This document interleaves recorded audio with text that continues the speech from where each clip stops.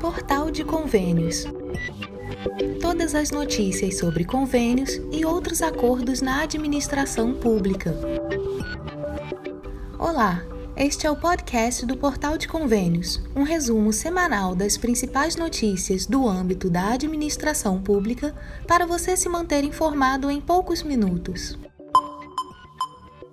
Governo prepara e-social para crédito consignado a trabalhador do setor privado. O governo federal prepara a adoção do e-social, sistema digital que registra obrigações fiscais, previdenciárias e trabalhistas para simplificar o acesso ao crédito consignado para trabalhadores do setor privado. O ministro Fernando Haddad destacou durante entrevista coletiva após o encontro no Palácio do Planalto que milhões de pessoas que hoje não têm acesso ao crédito consignado passarão a ter um mecanismo moderno, eficiente e transparente, com uma plataforma em que será possível comparar as taxas de juros praticadas pelo sistema bancário. Segundo Haddad, a previsão é que a plataforma esteja disponível ainda este ano para permitir a famílias que não têm acesso ao crédito barato um mecanismo que hoje só está disponível para aposentados e servidores públicos, ou naquelas poucas empresas que têm convênios com os bancos para os seus trabalhadores especificamente. A iniciativa poderá favorecer aproximadamente 42 milhões de empregados domésticos com registro em carteira. Há um ano, essa proposta vem sendo debatida entre o governo federal e a Federação Brasileira de Bancos, a FEBRABAN, com o objetivo de reduzir os custos do crédito para trabalhadores amparados pela Consolidação das Leis do Trabalho, CLT. Segundo Isaac Sidney, presidente executivo da FEBRABAN, a medida poderia aumentar o volume de crédito disponível para esses trabalhadores de 40 bilhões de reais para 120 bilhões. O advogado trabalhista Eduardo Felipe Moraes avalia que a ação será positiva para todos os trabalhadores seletistas.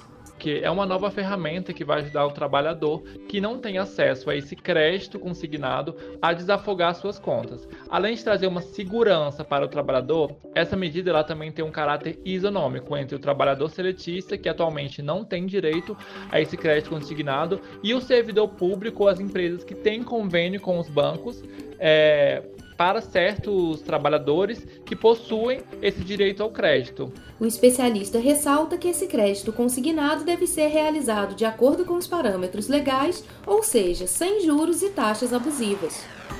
Segundo a proposta do governo federal, os bancos eles terão autonomia para estabelecerem regras de acesso a esse crédito. Mas eu reforço que essas regras elas realmente precisam ser acessíveis aos trabalhadores brasileiros. O saldo de empregos formais em 2024 cresceu 16,5% em relação a 2023, segundo dados divulgados pelo Ministério do Trabalho e Emprego. O novo Cadastro Geral de Empregados e Desempregados, novo CAGED, aponta a criação de 1.693.673 postos de trabalho em 2024, contra 1.454.124 no ano anterior. Em dezembro, houve uma redução de 535.547 empregos, uma variação de menos 1,12%. Dos postos gerados, 83,5% são considerados típicos e 16,5% não típicos, principalmente cargos de 30 horas ou menos e intermitentes. Desde janeiro de 2023, foram criados 3.147.797 empregos, elevando o número de vínculos seletistas para 47.210.948 em dezembro, um crescimento de 3,7% em relação a 2023. LOA 2025. Novas regras para emendas parlamentares serão pauta do Legislativo. O início do ano legislativo traz um desafio para a Comissão Mista de Orçamento, a CMO, que precisa aprovar o projeto de Lei Orçamentária Anual, a LOA de 2025, em menos de 2 meses. O texto, que deveria ter sido votado no fim de 2024 pelo plenário do Congresso Nacional, ainda aguarda a apresentação do relatório final do relator geral. A entrega desse documento, contudo, esbarra em outro fator. A CMO será completamente renovada após o dia 25 de março, o que exige uma corrida contra o tempo para garantir a aprovação do orçamento antes dessa dança das cadeiras. Uma das principais pautas do relatório é a necessidade de conciliar as novas regras sobre emendas parlamentares com os demais normativos que estão em vigor.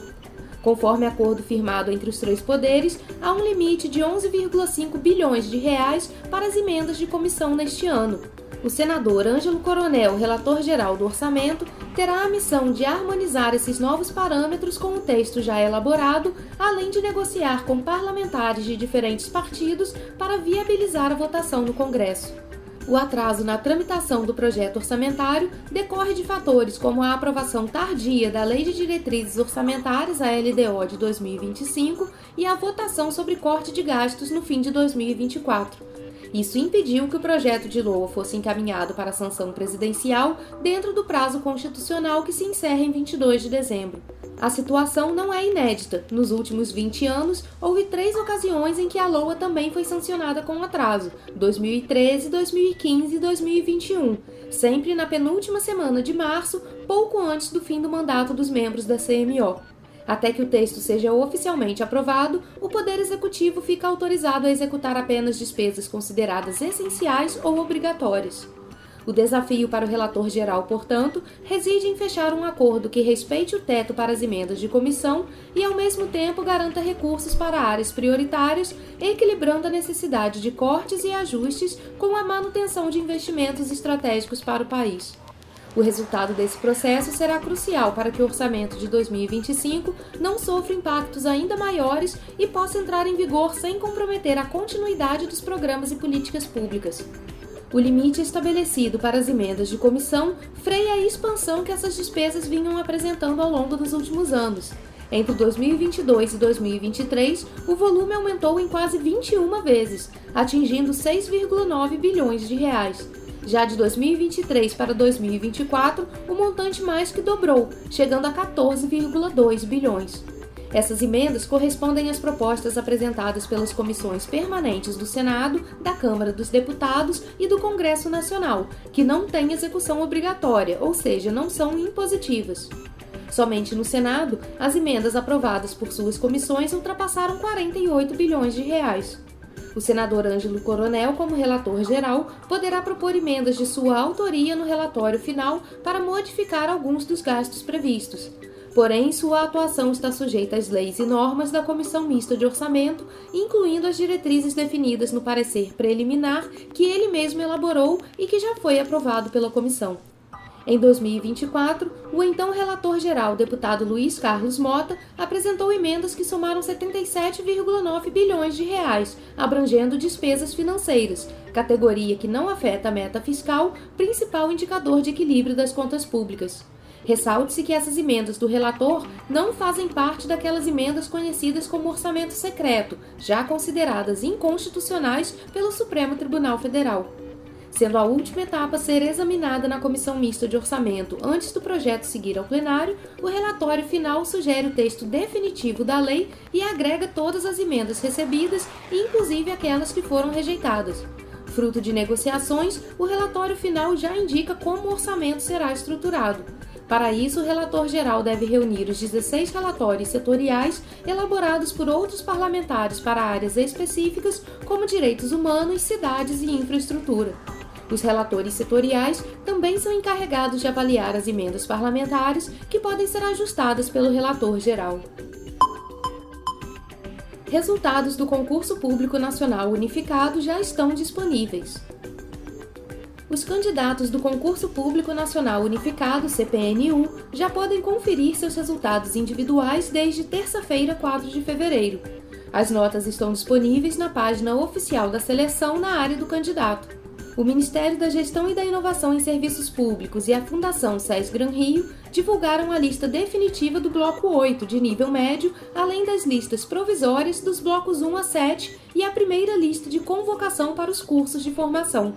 O CPNU é apontado como um modelo inovador de seleção pública por ter sido desenhado para democratizar o acesso ao serviço público e promover maior diversidade na administração pública. Ao todo, foram ofertadas 6.640 vagas, distribuídas entre 21 órgãos e entidades federais, com cerca de 1 milhão de inscritos, oriundos de praticamente todos os municípios do país. As provas ocorreram em 228 cidades e 3.647 locais de aplicação, garantindo que o maior número de candidatos pudesse fazer o exame próximo de suas residências. Uma das novidades desta edição foi a adoção de critérios afirmativos para a reserva de vagas destinadas a candidatos indígenas, além da política de cotas para pessoas negras e com deficiência.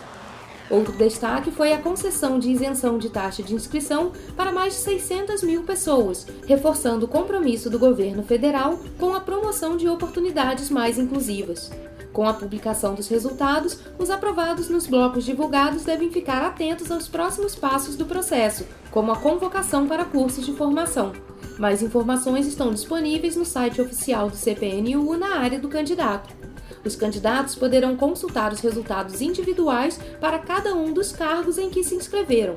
Além disso, no site do Ministério da Gestão e da Inovação em Serviços Públicos e da Fundação SES Gran Rio, poderão ser consultadas as listas de classificação em cada cargo de todos os blocos e as listas de convocados para o curso de formação. Os candidatos que foram convocados para o curso de formação deveriam confirmar a participação até às 23 horas e 59 minutos de quarta-feira, 5 de fevereiro. Essa etapa era obrigatória, eliminatória e classificatória para 9 cargos. A ausência de confirmação implica a eliminação automática tanto para o cargo convocado quanto para aqueles indicados como de menor preferência no momento da inscrição. No entanto, o candidato segue concorrendo para os cargos apontados como de maior preferência. Diferentemente dos cargos de nível médio, bloco 8, que tiveram os resultados finais divulgados, as listas dos cargos de nível superior são provisórias, uma vez que o resultado final somente será divulgado em 28 de fevereiro, após o período de convocação e confirmação para os cursos de formação. Para garantir total transparência nos resultados do CPNU, foram publicados 8 editais em edição extra do Diário Oficial da União. Um deles apresentou o resultado final do bloco 8 de nível médio, com a lista de aprovados para vagas imediatas e a lista de espera e cadastro de reserva. Todas as informações que constem nos resultados individuais, incluindo os nomes dos candidatos, foram divulgados em texto corrido, ou seja, sem o uso de tabelas.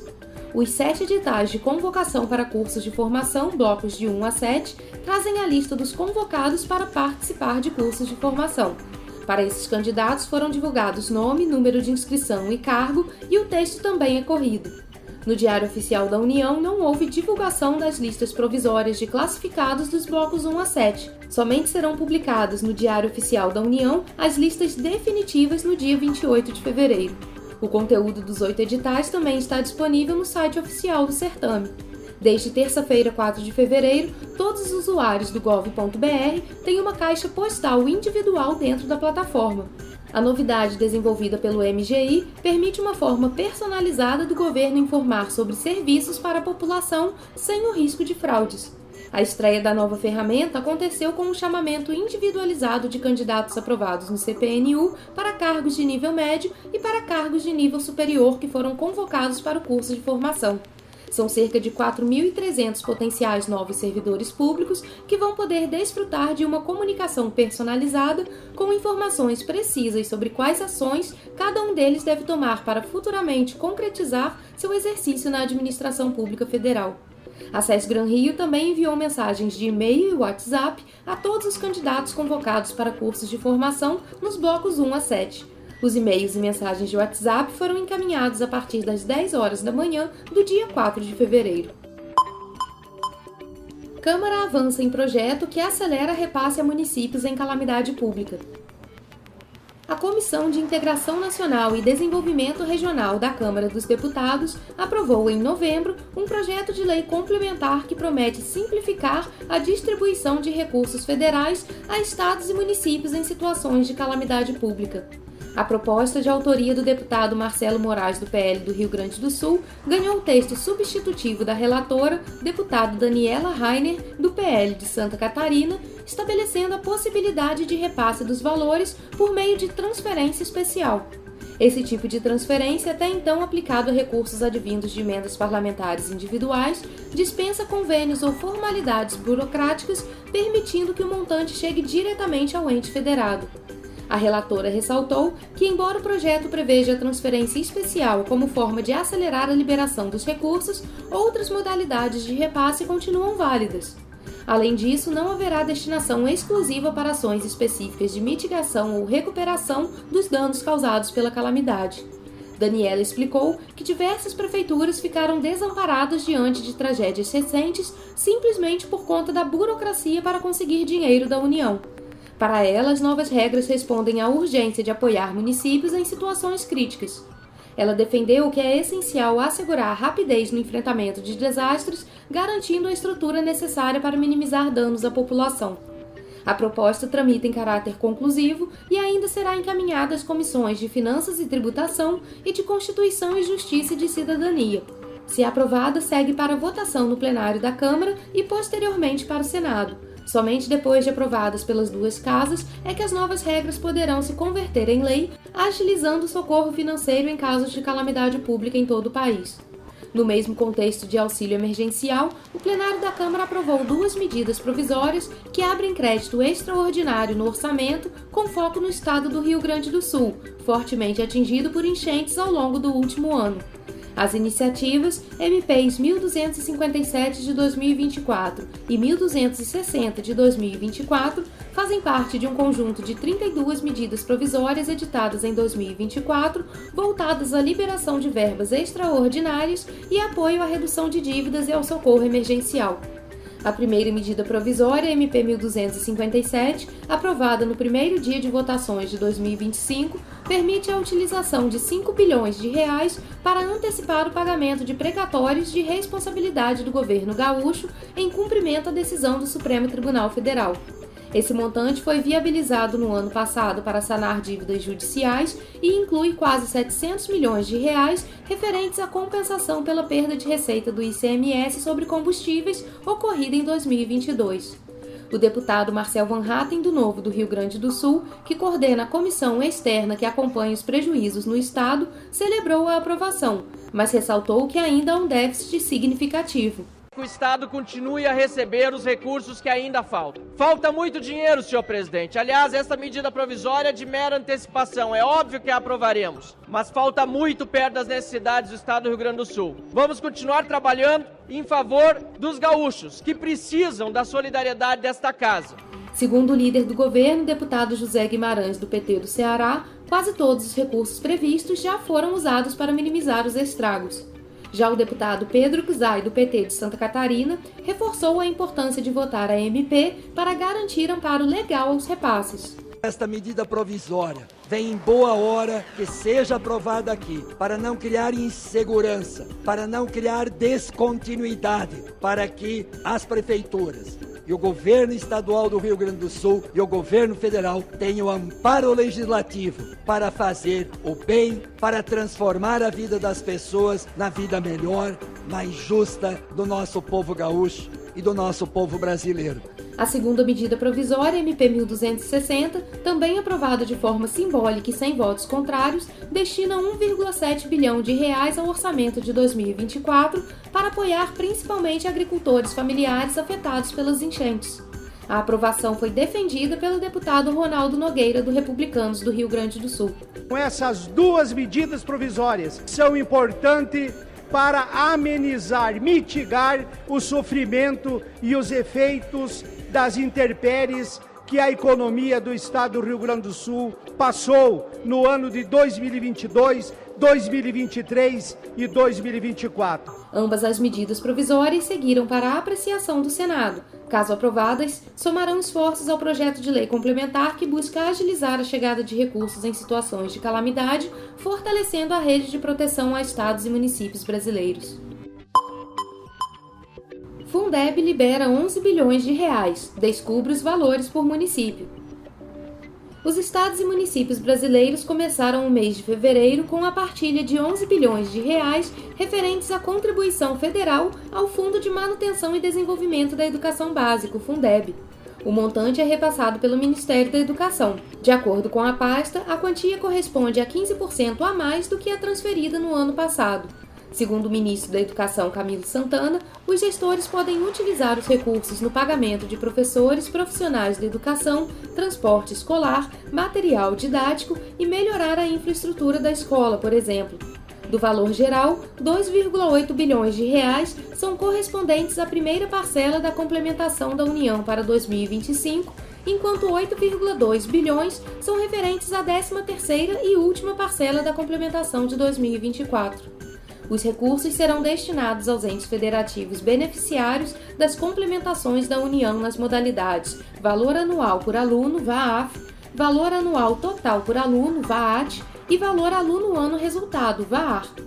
O especialista em orçamento público César Lima explica que do valor total, os entes podem destinar até 70% para pagamento de pessoal. No entanto, 30% devem ser investidos em outros setores da área da educação. O Fundeb é um fundo, formado aí por várias receitas, desde o salário de educação, que é uma contribuição paga pelas empresas, até mesmo a parte do FPM, que é retirado de cada município. Isso cria um fundo e esse fundo ele é dividido nacionalmente de acordo com o número de matrículas de cada município. Esse repasse ele tem uma previsão anual, mas é repassado mensalmente. A complementação da União para este ano está prevista em 56,5 bilhões de reais. O valor deve beneficiar 1.859 entes federativos na modalidade VAAF, 2.358 na modalidade VAAT e 2.837 na modalidade VAAR. Essas quantias serão repassadas em parcelas mensais de janeiro de 2025 a janeiro de 2026.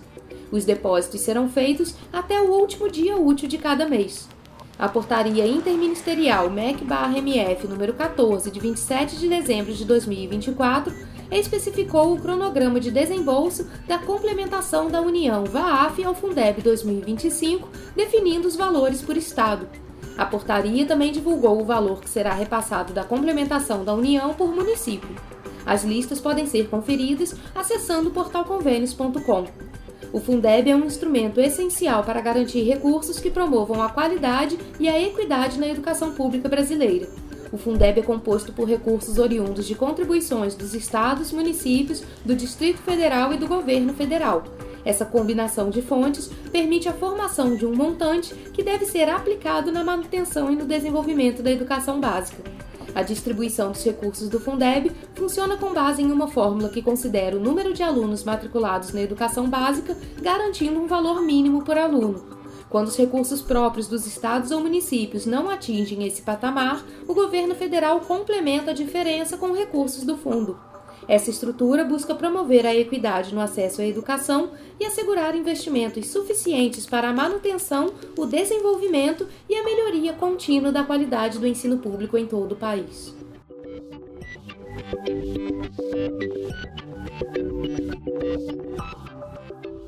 Você ouviu mais um podcast do Portal de Convênios, te atualizando sobre projetos, prazos e ações em administração pública. Continue se informando em nosso site portalconvenios.com. Até a próxima!